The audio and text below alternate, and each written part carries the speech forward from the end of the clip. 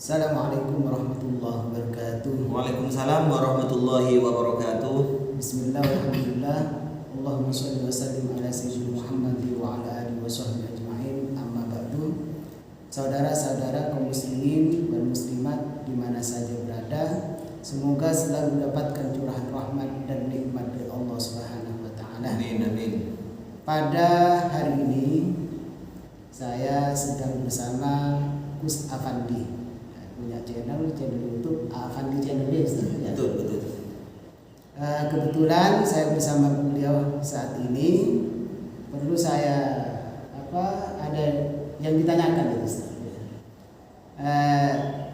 Yang mana pada waktu Ustaz Yazid Jawas itu meninggal Ustaz, Allahumma fillahu warhamhu wa'afihi wa'fanhu. Amin. Ternyata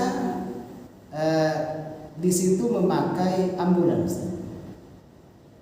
Sedangkan Salafi Wahabi itu sering berkuar-kuar sesuatu yang tidak ada di zaman Rasulullah itu dianggap bid'ah. Ambulan kan tidak ada di zaman Rasulullah ya? Ambulan tidak ada di zaman Rasulullah. Bid'ah berarti ya. Bahkan mengumumkan kematian menurut Ustadz Yazid Jawas itu adalah bid'ah. Tidak boleh. Menurut Pak Yazid Jawas sendiri kan begitu ya. Bagaimana sebenarnya?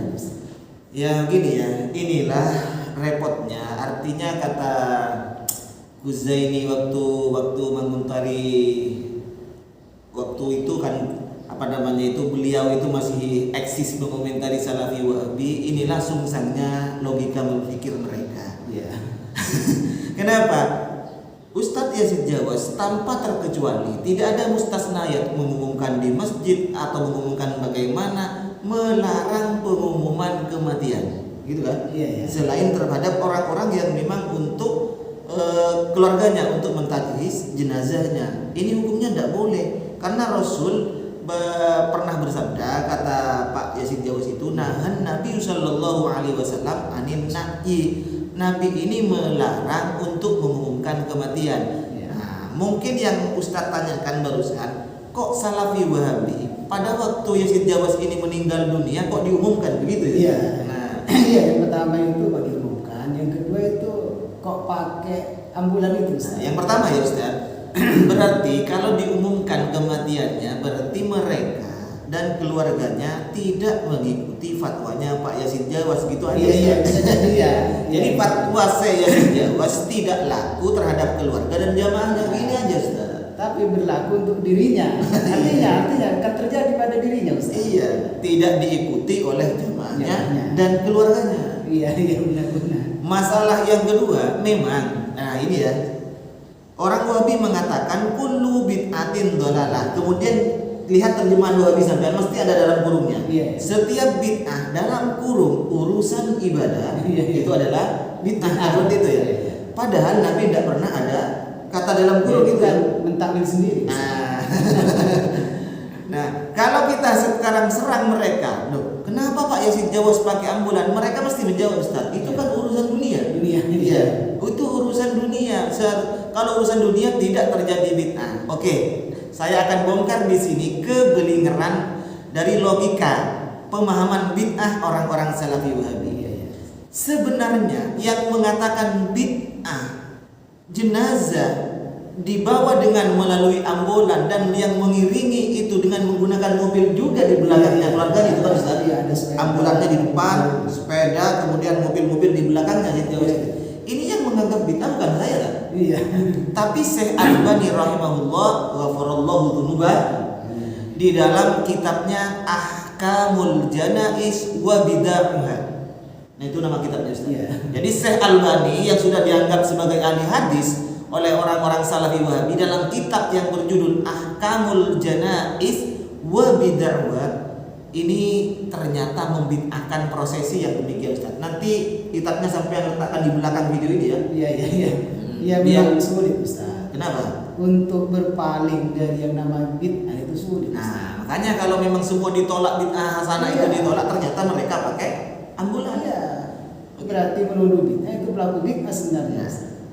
Begini ya, yang saya ingat fatwanya Imam Albani di dalam kitab Ahkamul Janais itu, amma hamlul janazati ala arabatin aw sayyaratin mukhassasatin lil janais membawa jenazah, arobah, gerobak, dokar atau keranda misalnya gitu.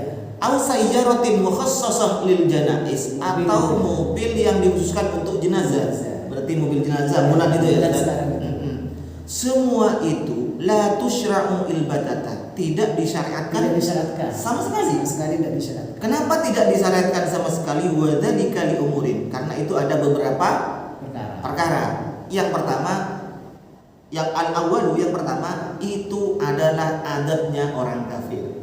Berarti itu jadi Pak Yasin Jawas mengikuti adat orang kafir. Bukan kata saya. Iya. Tapi kata Syekh Albani. Pertama, kenapa itu tidak disyariatkan? Karena membawa ambulan, mayit digotong, dibawa ambulan, kemudian diiringi dengan mobil-mobil juga di belakangnya, sepeda lah kata sekarang ya. Itu adalah kebiasaan orang kafir. Itu yang pertama. Yang kedua, asani. Yang kedua, annaha atau annahu, saya lupa itu ya, ibaratnya bid'atun fi ibadatin, bid'ah dalam urusan ibadah, bukan urusan dunia ini kan. Bid'ah di dalam urusan ibadah.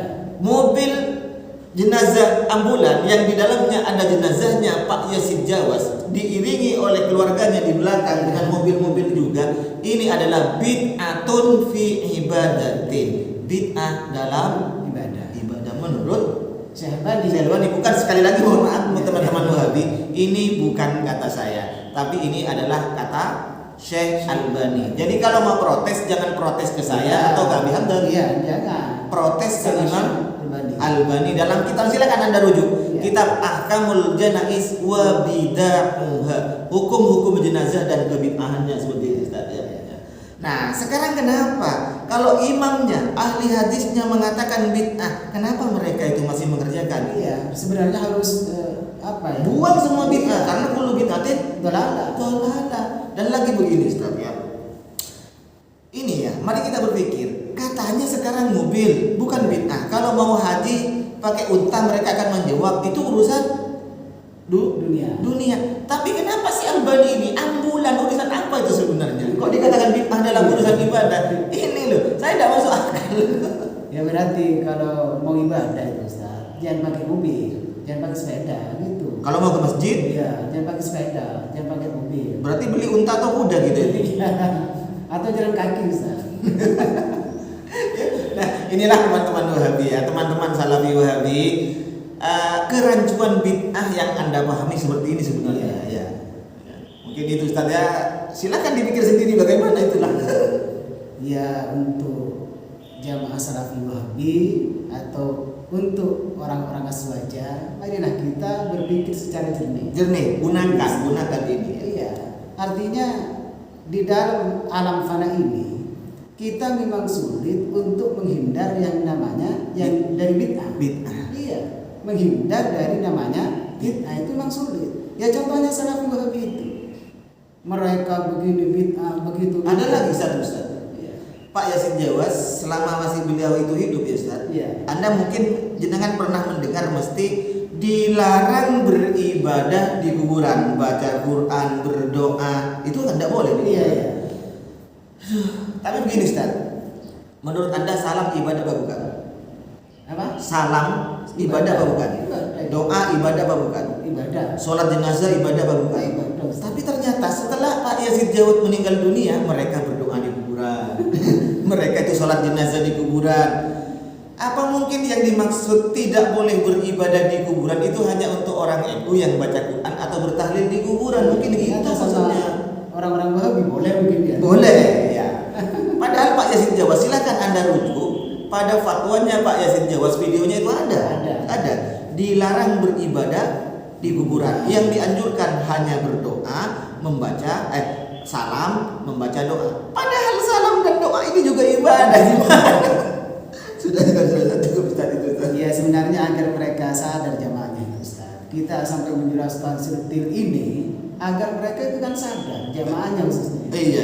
Kan mereka itu taklid buta, membela tapi tidak tahu siapa yang dibela yang sebenarnya itu. Bagaimana keadaannya sebenarnya? Bagaimana keadaannya, bagaimana pemahamannya. Yang penting ikut. Mau dibawa ke jurang ikut juga. Ya sudah cukup Ustaz ya. Terima kasih Ustaz. Sama-sama. Mungkin ini yang dapat kami paparkan. Semoga bermanfaat. Dan Assalamualaikum warahmatullahi wabarakatuh.